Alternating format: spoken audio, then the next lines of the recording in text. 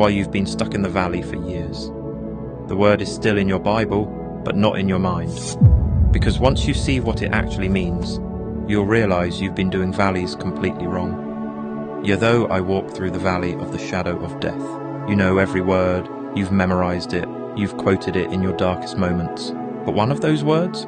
It's been mistranslated for 400 years. And that mistranslation is keeping you trapped. The word is walk. In Hebrew, it's yalak. And yalak doesn't mean walk. But before I tell you what yalak actually means, there's something else wrong with this verse that changes everything. The word though, it's not even in the Hebrew. David never said, though I walk through the valley. The Hebrew is gamkai. And those two words flip the entire meaning upside down. But to understand how, you first need to know what yalak really means. Yalak doesn't mean walk carefully or walk peacefully.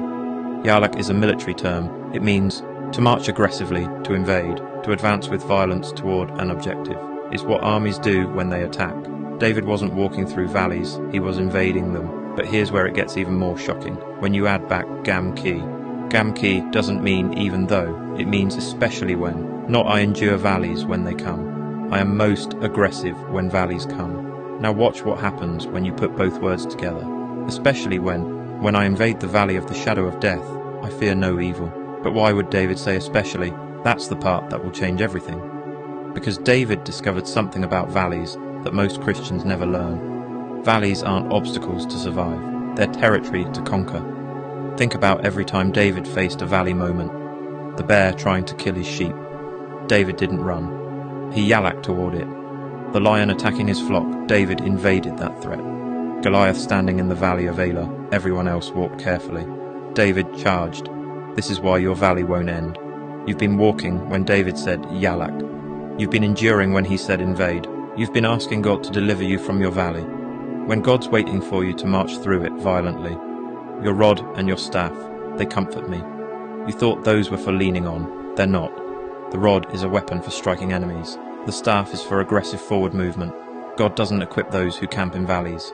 He arms those who invade them. Jesus proved perfect yalak, facing the ultimate valley, death itself. Did he walk carefully into it? No. No one takes my life, I lay it down. He invaded death so violently, he shattered it. That's yalak. Here's what Satan removed from your mind. You have a choice in valleys. Walk, and they imprison you.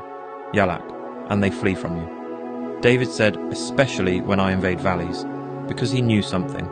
God's presence doesn't follow those who retreat. It accompanies those who advance. Declare this right now. I don't walk through valleys. I yalak, especially in my darkest moments. I invade what tried to imprison me. My valley ends today because I march forward. I yalak. Stand up when you say it. Yalak doesn't happen sitting down. Type I yalak through in the comments.